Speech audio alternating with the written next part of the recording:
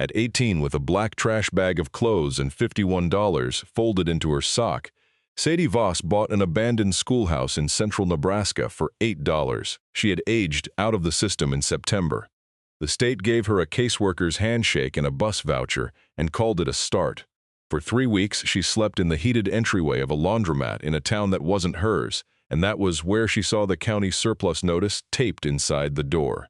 Cottonwood Creek School, District 19, sold as is, minimum bid $5. The auction was called for 9 o'clock on a Tuesday. It was held in a courthouse basement that smelled of burnt coffee and floor wax. 6 men in seed corn caps came for the road graders and the snowplow blade. Nobody came for the school. When the treasurer read the lot, the only sound in the room was the heater fan. Sadie raised her hand the way you raise it in a place you're sure will tell you to put it down. $8. The treasurer rapped a stapler twice on the table. Nobody clapped. One man laughed, not unkindly, and said the roof would kill her before the winter did. The woman who had kept that schoolhouse for 60 years had spent the last of her life arranging for someone exactly like Sadie to find her door. Sadie would not learn that for months. She knew only one thing that morning.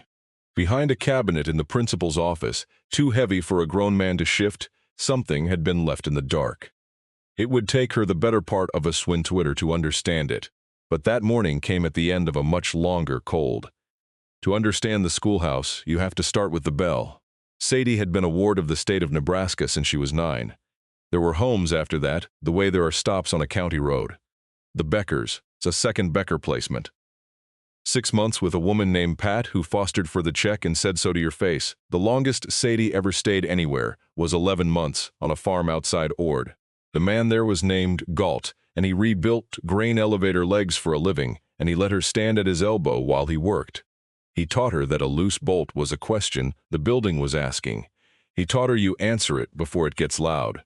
Then his wife took sick, and the placement ended on a Thursday. Sadie carried one lesson out of that farm into every room she entered after. People meant it until they didn't, so she never unpacked, not all the way. Even in a laundromat entryway, with her whole life in one bag, she kept her shoes by the door with the toes pointed out. You sleep lighter when you can already see yourself leaving. The caseworker had been kind. That was almost the worst part of it. She shook Sadie's hand in the parking lot of the DHHS office in Grand Island the way you shake hands with a coworker who is retiring. She said good luck, and she meant it. Then she drove a state car back to a desk that already had Sadie's file in the gone pile. 18. The system has a cliff at 18 and no railing. Sadie walked off it with a duffel, a garbage bag, and the name of a shelter that turned out to be full. She did not cry. She had learned a long time ago that crying spent something you could not get back. And she was a girl who counted what she had. The day of the auction, she counted $8 out of 51 and signed where the treasurer pointed. A clerk named Marlene came around the counter with the deed still warm from the copier. She carried a single brass key on a loop of baling wire. Marlene was maybe 60, reading glasses pushed up into gray hair, and she looked at Sadie a beat longer than the paperwork called for. You know what you bought, honey. A roof, Sadie said. Marlene almost smiled. It's 11 miles north. You got a way out there? She didn't, and she said so. That was how she ended up in the front seat of Marlene's Buick at 4 in the afternoon, headed north out of Dunmore on a gravel road the color of bone. They passed the grain elevator that stood over the town like the only tall thing God had bothered to build there. They passed cornfields gone to stubble and a half section of milo nobody had cut. They passed the bare cottonwoods that marked where the creek ran when it ran. The first snow of the year was coming down. It did not fall so much as drift sideways, the dry kind that doesn't stick. The wind came off the open ground with nothing to slow it for 300 miles. The school sat where the road bent. It was a brick-and-frame building a story and a half tall, with a bell tower at the front gone empty and gray. Plywood covered the lower windows. The yard stood knee-high in dead grass around one rusted swing set. Along the north wall, somebody had parked a disc harrow and stacked 2 round bales that did not belong to a school. Marlene let the engine idle.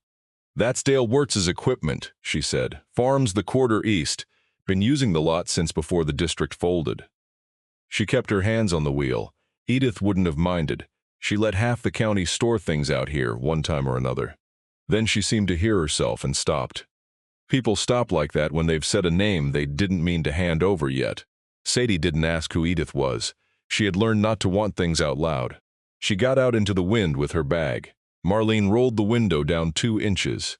There was a propane heater in the entry that might still light, she said. There was a hand pump out back if the cistern hadn't froze. The road grader came through on Tuesdays if it got bad. Then she said, "Be careful, honey," in a voice that meant it, and drove back toward the only warm lights for 11 miles. Sadie stood in the yard until the Buick was gone. Then she climbed the 3 concrete steps, worn into shallow bowls by 60 years of children. She put the brass key in the lock.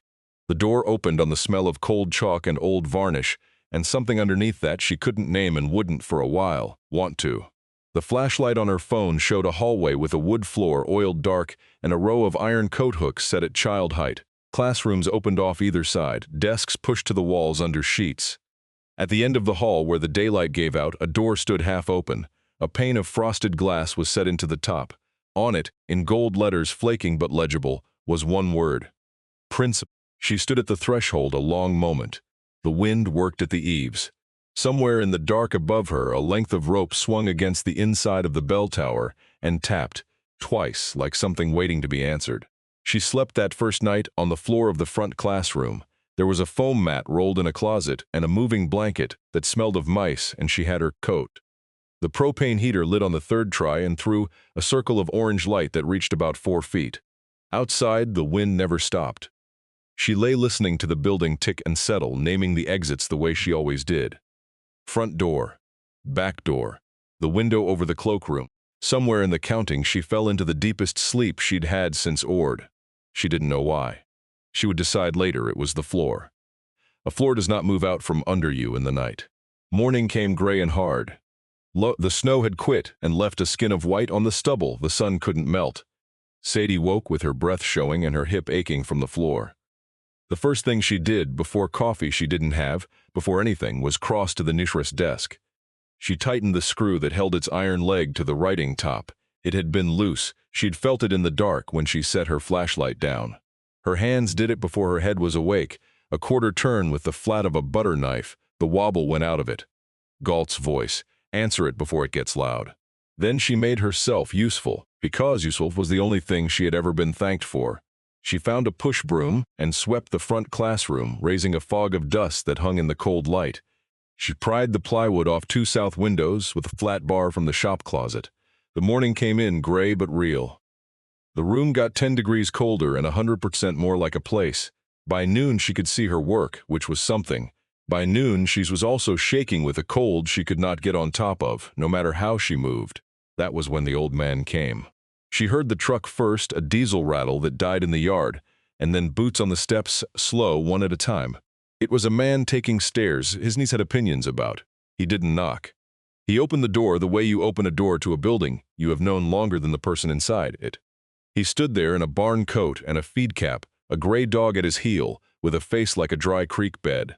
He looked at her broom, and her pried-up plywood, and the little circle of orange from the heater.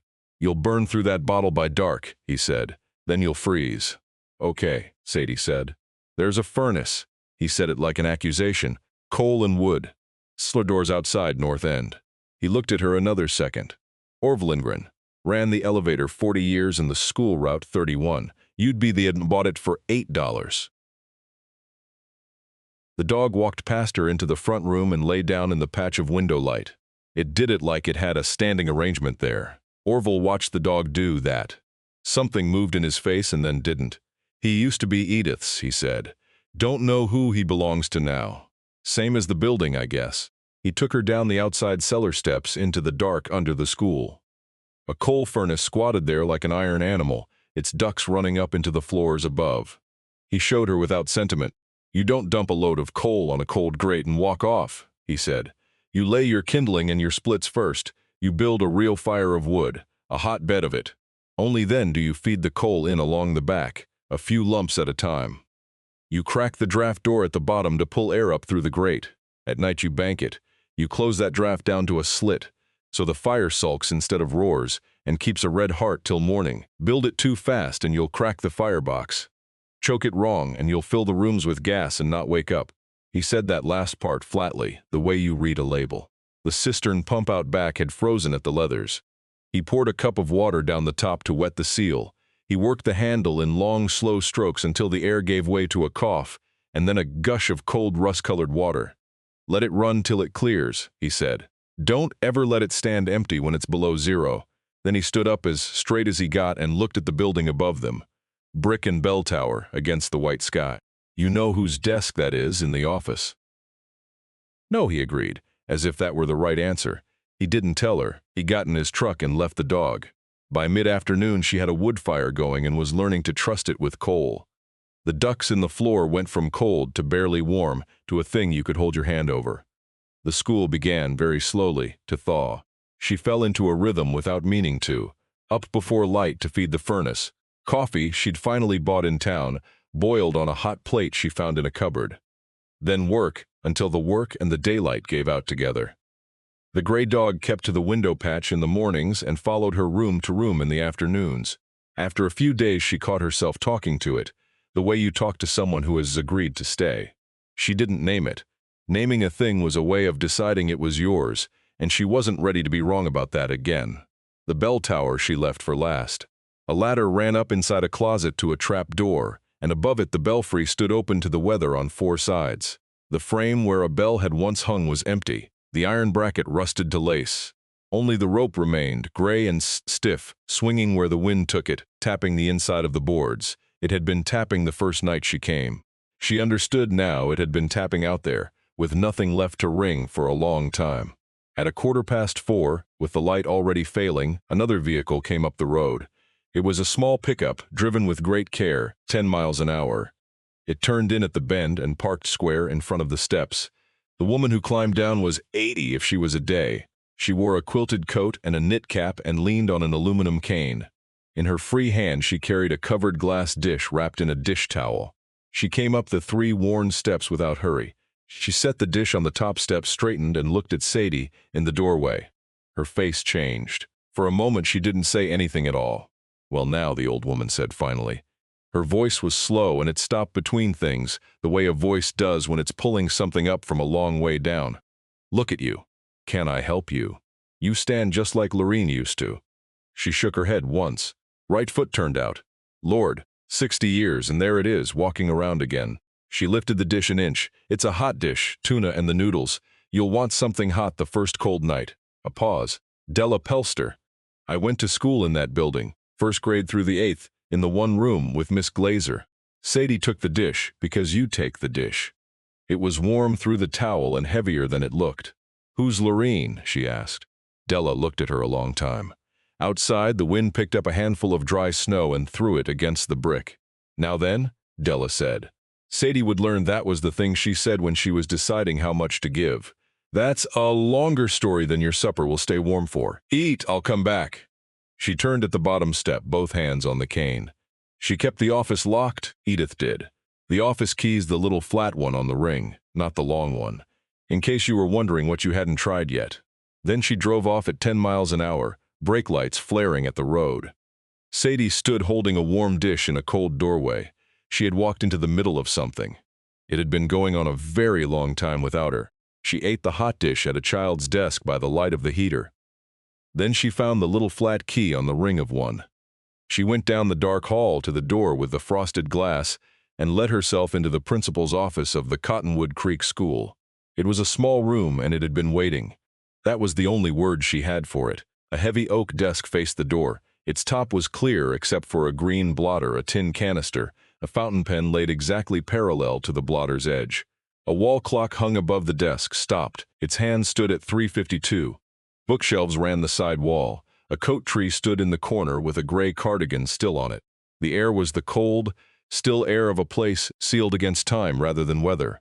On the desk, where her flashlight found it, sat a brass handbell, tarnished dark, with a turned wooden handle worn pale where a hand had held it. She picked up the bell before she meant to. It was heavier than she expected, the way truth is heavy. She didn't ring it. She set it down and pried the lid off the tin. Inside were horehound candies, the hard amber kind that old people keep. There were a few dozen. Under the top layer they had gone sticky with age. Somebody had refilled that tin enough times that the bottom was worn through to bright metal. The ledger sat on the second shelf, a cloth-bound book the size of a Bible. She opened it under the flashlight expecting grades. It was not grades, it was names. Dozens of them, hundreds year on year in a careful slanting hand. Besides each name in green ink, never blue, a few words. Verna H. Shoes Tober Lunch Winter Term. The Stutzman boys kept after to keep warm, coal short at home. Royce K. Eyeglasses, paid Dr. Pole direct, don't tell the mother. Dale W. Boots and the photo money, 3 years running. Sadie read down one column and then another. Then she stopped. The room had gone very quiet, and the flashlight was shaking a little in her hand. She did not yet know why a list of small mercies, written in green ink 60 years deep, should make it hard to breathe. She closed the ledger. She would learn to read it the way you learn to read anything you're afraid of, a little at a time. She put it back and turned to go. That was when her light caught the far corner of the office. A tall oak cabinet stood flush against the wall, in an alcove that was, she saw now, a little too deep for it. The cabinet was the heavy kind, double-doored, built before anyone planned to move it. She put her shoulder to it, out of the same instinct that tightened loose screws. It didn't give, not an inch, and from behind it when she pushed came a sound. Not the ring of an empty wall, but a dull, flat thud. Something solid was set into that wall. It was waiting in the dark on the far side of a thing too heavy for one girl to move. She slept the second night in the office, on the floor under the stopped clock, with the gray dog against her back. She didn't decide to, she just didn't leave. Over the next days, the school gave itself up to her in pieces, the way a careful person tells you their life. She got the second classroom swept and 2 more windows clear. With the furnace banked right, she woke each morning to a building that held a little of the day before's warmth. She found things as she worked. A height chart was penciled on the cloakroom doorframe, first names and years climbing the wood. The lowest mark dated 1961. A child's mitten lay in a desk, red gone stiff. A spelling test was still chalked faint on a back blackboard, the word necessary circled twice. The place had not been emptied so much as left mid-sentence. She found the well house and a closet of readers from the 1950s with children's names penciled inside the covers. In a low drawer of the office desk she found file after file of report cards, held with rusted clips. She began, without quite admitting she was doing it, to look for the names from the ledger. One night she sat with the ledger open and did a thing she hadn't let herself do. She added it up. She counted the names by the digauf, the way you count a herd from a moving truck. The 1950s ran 4 pages, the 60s 6. It went on like that, page after page down into the 2000s, the last lines thinner and shakier in the same green ink. Hundreds of children, 1 woman, 60 years. Sadie closed the book and sat in the cold, and could not have told you whether what she felt was grief or something that didn't have a name yet. She found Verna H. born 1949. One cold afternoon a car she didn't know came up the road. A woman in her 70s got out, broad and slow, and stood in the yard a while before she came in. She said her name was Verna Hodge now. Verna Hoffman then. She'd heard from Della that a girl had bought the school. She walked through the front room touching the tops of the desks. Then she told Sadie a thing nobody had asked her for. She had come to this building in 1955 in shoes with cardboard cut to fit the soles. One October morning a new pair was sitting in her cubby, no name on them. Miss Glazer looked right past her all that day, so the other children wouldn't know. Verna wore those shoes until they split. She was 76 years old, and her voice did not make it all the way to the end before it stopped. She never said it was her, Verna said. Not in 60 years. I only know because I'm the one had the shoes. Sadie didn't know what to say, so she didn't say anything. She had been on the receiving end of charity her whole life, the kind that came with a clipboard and a signature and a folder with her name misspelled on the tab. This was a different animal. This was a woman who had kept a kindness secret for 60 years because saying it out loud would have made it smaller. Verna stood in the cold room a moment longer. Then she patted the nearest desk twice, the way you'd pat a horse you were fond of, and went back out to her car. After Verna left, Sadie took the ledger down and read the line again, Verna H., shoes, October, and it came to her for the first time. The green ink was not a record kept for anyone to see. Edith wrote it down so it would not be forgotten, but she wrote it where no one would ever look. Word moved the way it moves in a county like that, slow and complete. A few days after Verna, a man left a paper sack on the top step before Sadie was awake. Inside was a jar of chokecherry jelly and a note in block letters. Glasses in 63 so I could see the board. I made something of myself. R. Nop. There was no phone number, nothing was wanted. It was just a jar and a sentence, set on the step of a building the man had not been able to make himself walk into. Della came back on a still afternoon when the snow held off.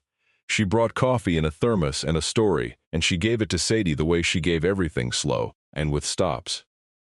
They sat in 2 student chairs in the front room, the gray dog between them. Edith Glazer had come to teach at Cottonwood Creek in 1953. She was 20 years old, fresh off the normal school at Kearney, the only teacher for 8 grades in one room. She rang them in every morning with that brass bell, one long ring and one short. Never the same as anyone else's, Della said, so a child a half-mile down the road would know it was her school calling, and not just the wind. She taught the little ones their letters on the front bench while the big ones worked their figures in the back. She set the 8th graders to hearing the 3rd graders read aloud.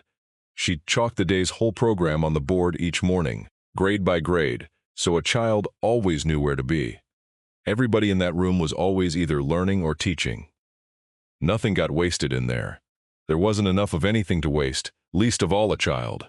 There were 300 schools like this one when I was small, Della said. Little ones out on the section lines, all over the state. Nebraska kept its country schools longer than any place in the country. Folks here just would not let go of them. She turned the coffee cup in both hands. They took them anyway, a few in the 50s, more in the 60s, busing the children off to town. Edith watched them close, one by one, her whole life. I rode a bus an hour each way after they took ours, Della said.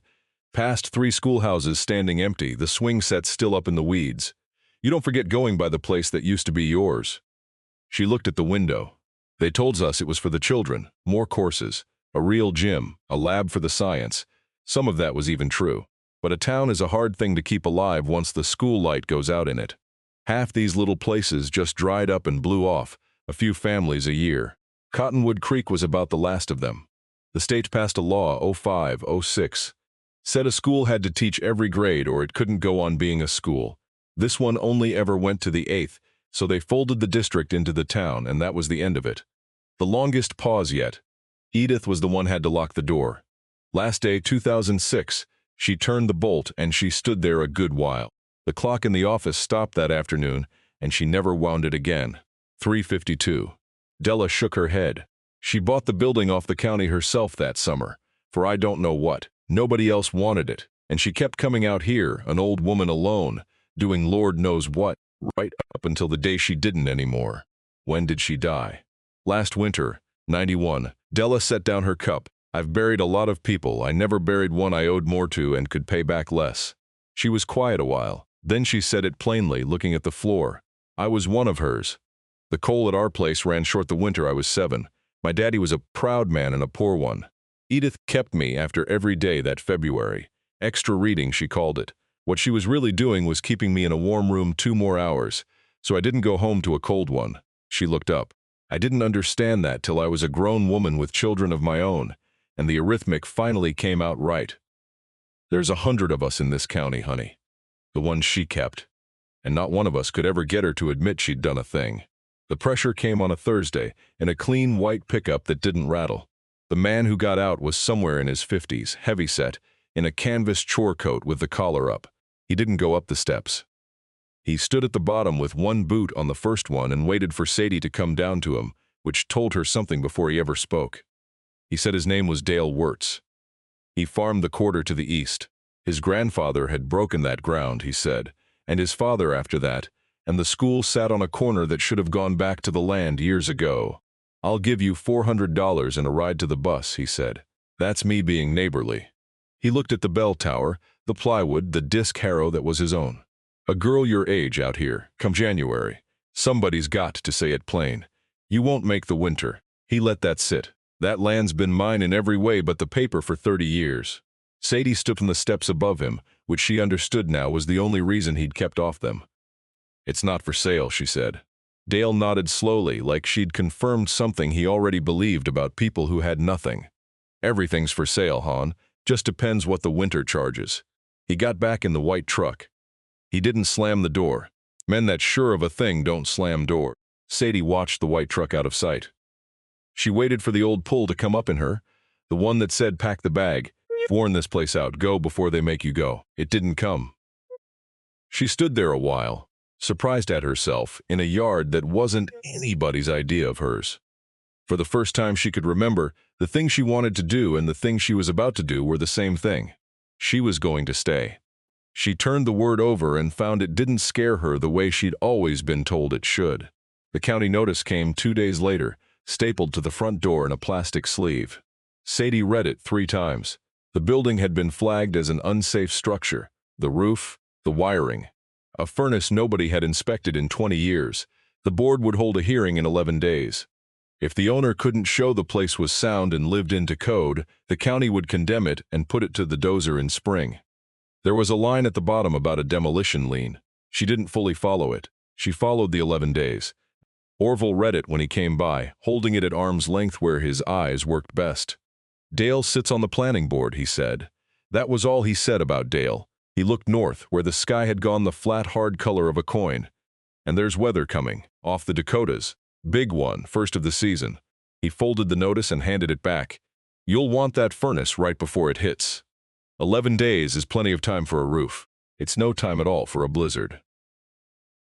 Orville brought a roll of felt, a keg of nails, and a ladder that bent in the middle. The 2 of them got up on the schoolhouse roof in a wind that wanted them off it. The bad patch was over the office, where 60 years of Nebraska had peeled the shingles back to bare gray wood. Orville showed her how to lay the felt up under the good course above and nail down over it, so the water would run across the seam instead of into it. That is how a roof has shed weather since somebody first thought of overlapping things. He could only stay up there 20 minutes before his hands quit. Sadie stayed 2 hours at a stretch. She had never been cold and high and afraid all at the same time, and she found she could work straight through all 3. People started to notice her. That was the strange part, in a county that had run out of reasons to drive that road. Pickup slowed at the bend now.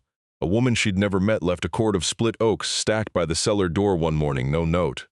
The diner in Dunmore began sensing a plate out with Orville on the days he came, meatloaf or the Friday fish, wrapped in foil and still hot. Sadie didn't know what to do with any of it. She had a whole system built for being turned away, and not one part of it built for this. On the 8th day the felt was down. The wiring became the problem of an electrician named Stutzman, who came after his own shift and would not take money for it. On the 9th day, the sky to the northwest stopped being a color and started being a wall. Orville looked at it from the yard with the dog beside him. He said one word now, and they laid in coal and water and waited. If you've made it this far into Sadie's story, hit subscribe, because what happens next is the part I've been waiting to tell you. The first of the snow came ticking against the office glass like sand. Orville had stayed to ride out the worst of it. The furnace was full, and there was nothing left to do but let the weather have its hours. So she asked him to help her move the cabinet. He had a pry bar, a length of pipe, and 2 sliders he'd cut from an old inner tube. He didn't ask why, which she was grateful for. The oak cabinet was bolted to nothing. It was simply enormous and old and packed with county textbooks gone hard as brick. They emptied it shelf by shelf above. Even empty, it fought them. It walked an inch at a time across the office floor on Orville's rubber sliders, while he worked the pry bar and Sadie threw her whole weight against the side.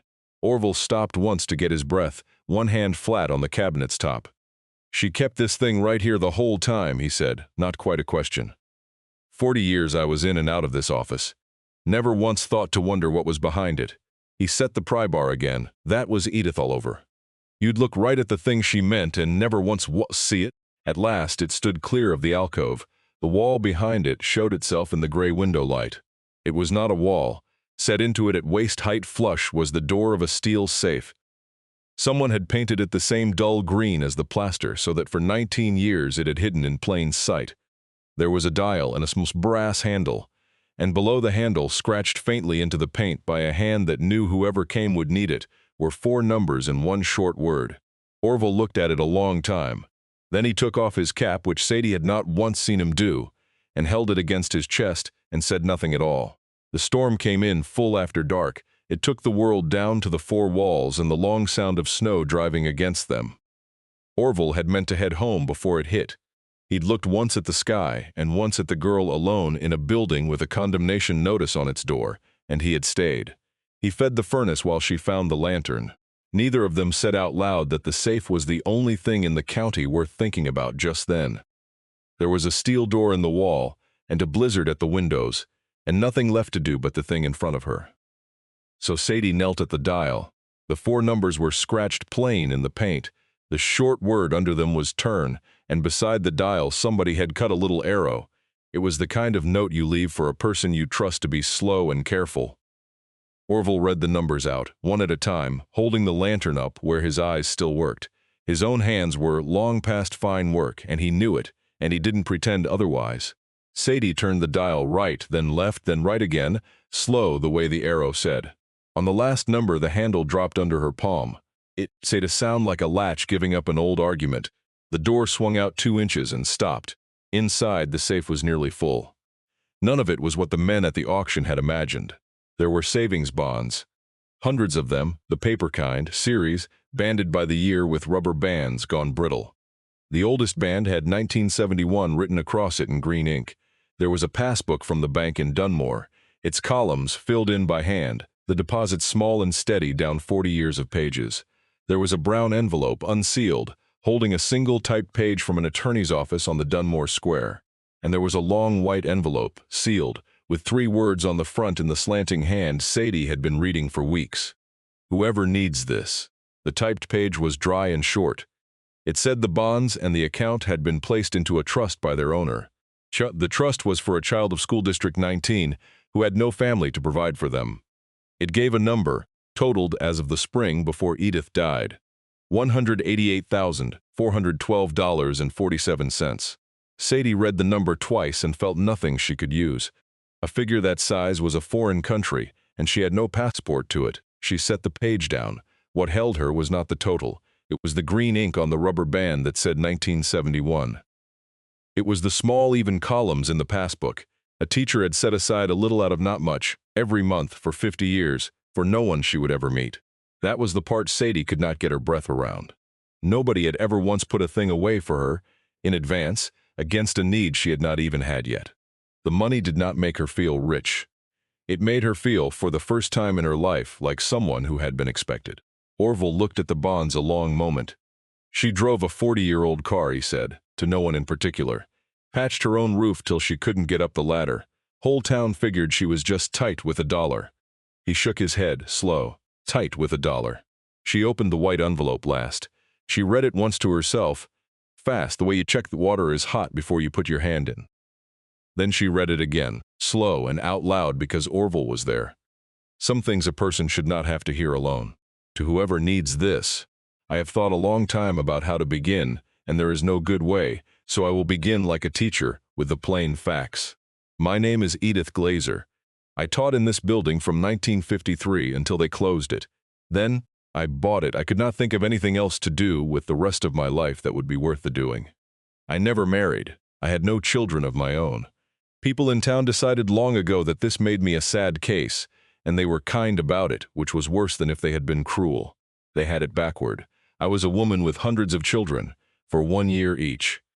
I loved them the only way the job allowed, quietly, from the front of the room, where you are not permitted favorites, and so must love them all the same. You will have found the green book by now. I kept it because I have a poor memory for arithmetic and a perfect one for children, and I did not want to lose a single one of them. Blue ink was for the county. The county wanted to know who was present and who could read. Green ink was for the things the county never thought to ask, whose shoes had cardboard in the soles, who came without lunch and said they had already eaten, who needed an hour of being kept after that, had nothing to do with reading and everything to do with a cold house at home. I never let on. Child who knows they are being pitied learns the wrong lesson. A child who is simply quietly warm learns the right one, even if it takes them 40 years to work out what happened to them. I was one of those children once. I will not make a long story of it. There was no one for me either, for a while. And then there was a teacher. That is the whole of why I am writing to you instead of leaving this to a church. There is a thing I have meant to say to one of them since the winter of 1964. A girl who sat in the second row and went on out of my life the way they all do. I find I still don't have some sentences a person carries unfinished all the way to the end. You will have your own. The money is yours, and the building is yours, and I will not insult you by telling you what to do with either. You are standing in it. You know better than I ever could now what it needs. I will ask you one thing only. There are blank pages at the back of the green book. When you find a child out here who has done one, and you will, the county makes them faster than it loses them. Write the name down. In green. So the next person who needs this will know the seat was always being kept. The door is not locked, it never really was. Sadie's voice gave out at the unfinished line, and she did not try to push it past. Orville looked at the lantern and let her have the room a minute. Outside, the storm kept on at the boards. An old woman a year in the ground had just spoken in the only voice she ever let anyone hear. The saying of it filled the cold office the way heat fills a room, slow. And from the floor up, she did not sleep that night. Sometime past midnight, with the wind still working the building, she carried the green book to the 1964 pages. She read every line by lantern, looking for a girl in the second row. She found her near the bottom of the year. Lorene V., second row, sharp as a tack and twice as hard to keep, coat too thin 2 winters running went on. I hope to God, she went on. Sadie sat very still. Lorene. It was the only name on the only form the state had ever shown her of where she came from, a grandmother. First name Lorene, no surname given, no story attached, a blank where a person ought to have been. Sadie had carried that one word her whole life. She had carried it the way you carry a key to a door you have never been able to find. Now there was a door and the key fit. In the morning the wind had quit. The snow lay blue and unbroken clear to the road, and the sun came up hard and gave off no warmth at all. Sadie showed Orville the line in the book. He read it twice, the way he read everything now, and was quiet a good while. Lorraine Voss, he said at last. I hauled that girl 8 years, grade school. He almost smiled. Sat right behind the wheel well every day so she could watch the road come at us through the windshield. He looked at Sadie. Something in his face that had been holding still for weeks let go of its grip. Left at 16. Family came apart, the way they do out here. Nobody around ever knew what became of her. He looked back down at the name, then up at the girl in front of him. He was doing an arithmetic that came out only one way. Guess we know now. Later that morning, Orville went to the low drawer of the desk, the one full of report cards, and dug to the back of it. He came up with a class photograph in a paper sleeve, gone soft at the corners. Cottonwood Creek School, 1965. 2 rows of children squinting into the sun on these same front steps, and Miss Glazer at the end in a plain dark dress, not smiling the way people didn't for cameras then. Orville set one thick finger under a girl in the second row. Dark braid, thin coat, chin up like she was daring the camera to say something. There, he said. That's her. Sadie looked at the girl for a long time. She had the same way of standing that Della had spotted in Sadie across a cold doorway months before, weight back. Right foot turned a little out, ready to leave a place before it could ask her to. Sadie had never once seen her grandmother's face. Now she had, and it was a child's face, and it was standing on the steps Sadie swept every morning. What Sadie could not work out then or ever was whether Edith had known. The letter said whoever needs this. It did not say Sadie's name. It did not say Lorene's either. Maybe the old woman had set the seat for any child the county threw away. Maybe the world had simply folded the line back on itself and sat Lorene's granddaughter down in it. Or maybe Edith had known all along and chosen the larger words on purpose so the gift would never stand or fall on blood. There was no one left to ask. After a while, Sadie decided she did not need the answer the way she had once thought she would. The seat had been kept. She was the one sitting in it. That was enough to be going on with. The hearing was 4 days later. It was held in the same courthouse basement where she had bought the place for $8. The board sat at a folding table at the front of the room. Dale Wirtz sat at the end of it, a board member, not quite bringing himself to look her way. She had braced herself to be alone. She was not. Della was there in her good wool coat with Verna Hoffman beside her. Stutzman, the electrician, had come straight off a job, still in his work clothes, and stood at the back with his cap turning in his hands. A woman Sadie had never met sat in the second row, and turned out to be the one who had left the cord of oak by the cellar door, and there was a man who stood near the end. He gave his name as Royce Knopp. He said Miss Glazer had bought him a pair of eyeglasses in 1963, so that he could see the board at the front of the room. He said he had driven 2 hours that morning to say the building ought to stand. Then he sat down fast, like a man who had used up a year's worth of words. One after another they stood. The county had come to condemn an empty building.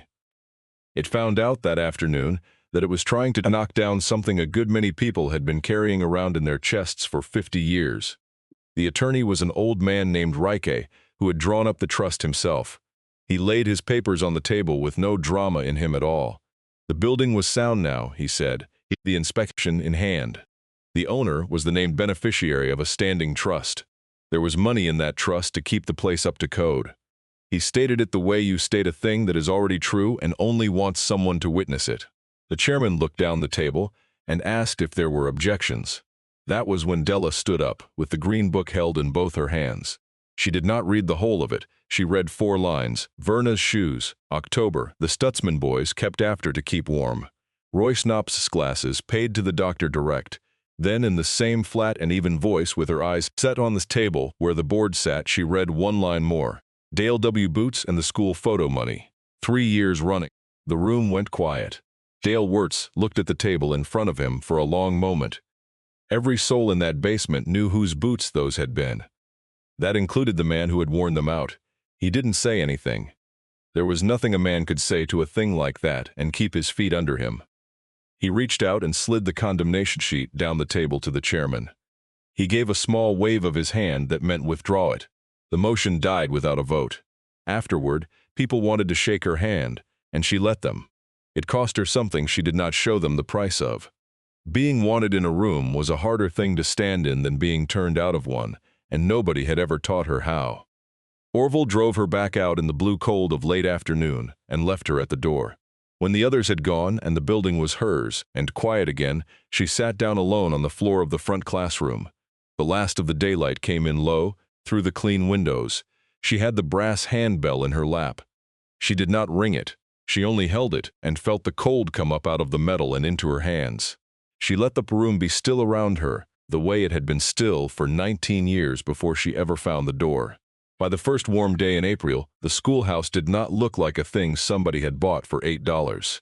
The plywood was off every window now, and the glass behind it was clean, and the light came into the front room in long bars that crossed the floor as the day went. The furnace held an even warmth. The smell of cold chalk had given way to paint, and cut pine and coffee on the hot plate.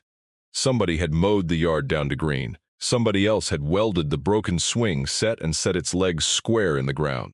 Sadie had asked none of them to come, and most of them she could not have named. That was the part she was still learning how to hold in her 2 hands without dropping it. The work had come in over the winter the way the help did, a little at a time, mostly without announcement. A roofer she'd never met spent a Saturday on the back slope and would not write her a bill. The women who had gone to school in that room, the ones still living, sent quilts and a percolator and a box of readers their own children had long outgrown. The county, once the trust was settled and the lawyers had stopped writing letters, mostly left her alone. Out here, that passed for a blessing. For 19 years the schoolhouse had been the darkness on a dark road.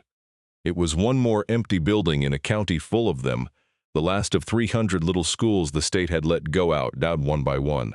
Now it was the lit window again.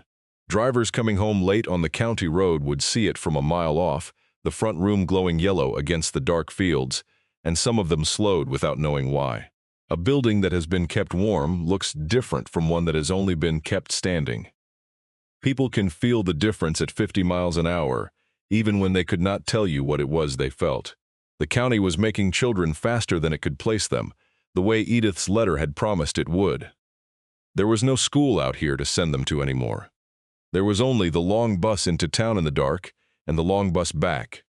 So Sadie did the one thing the building had always been shaped to do. She opened the doors after the bus came through.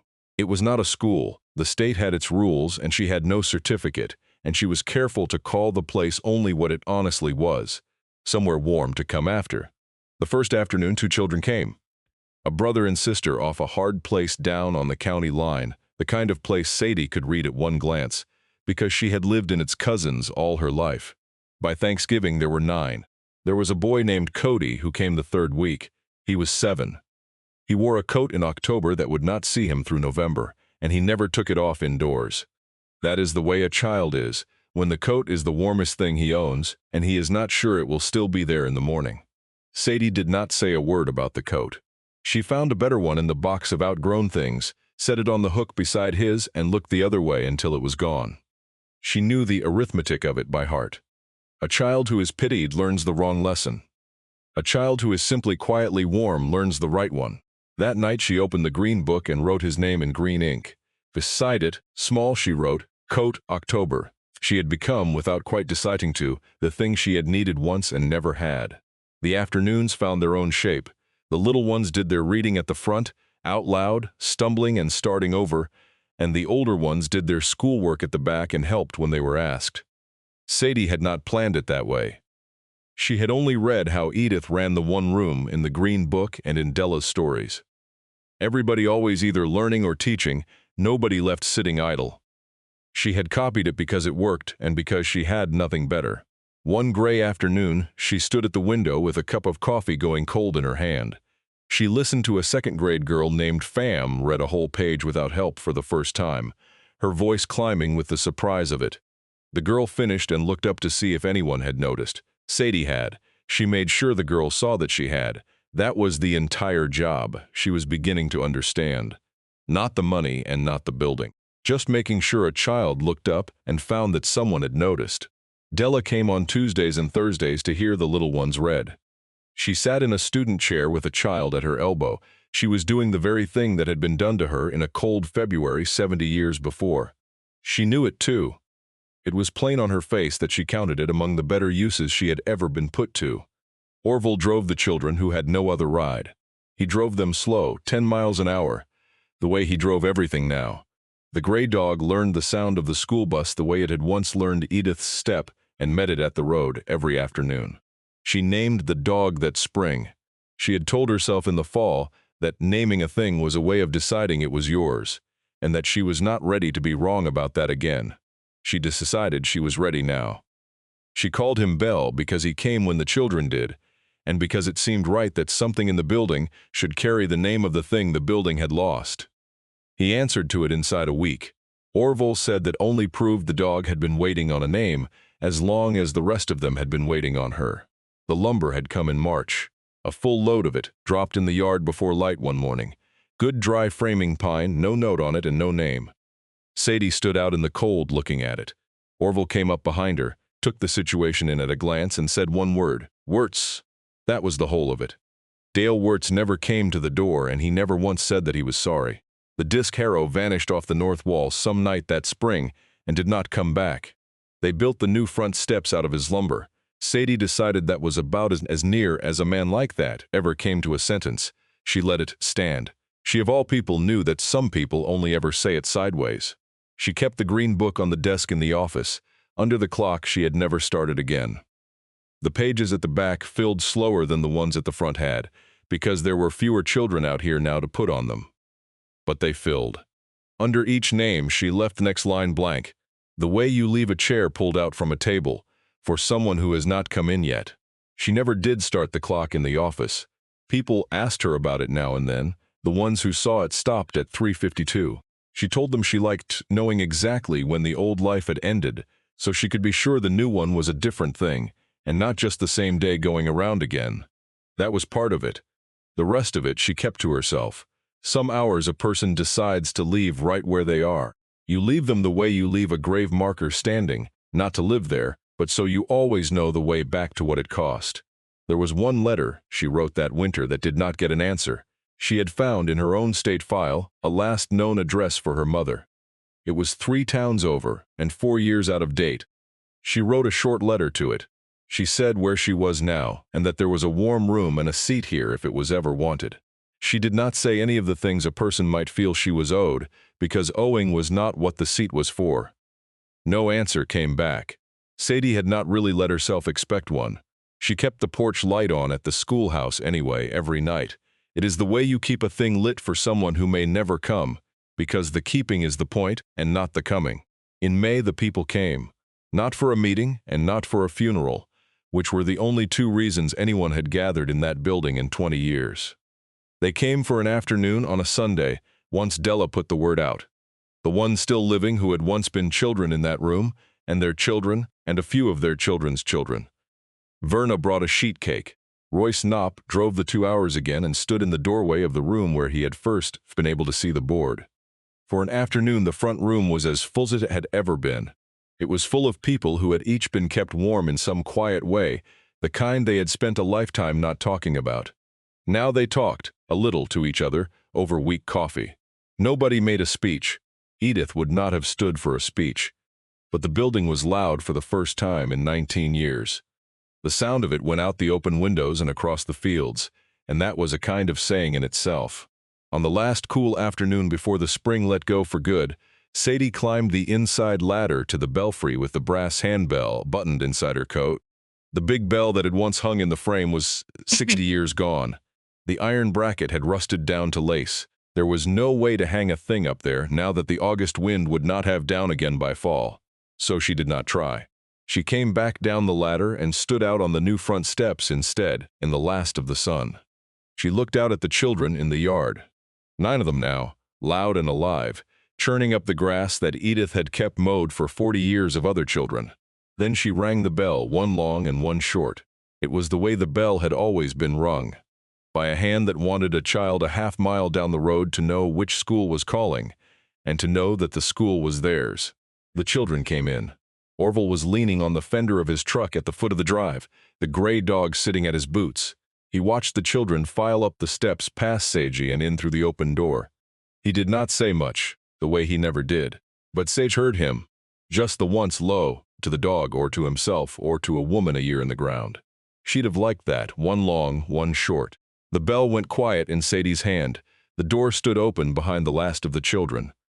The warm light of the front room reached out across the worn boards of the step.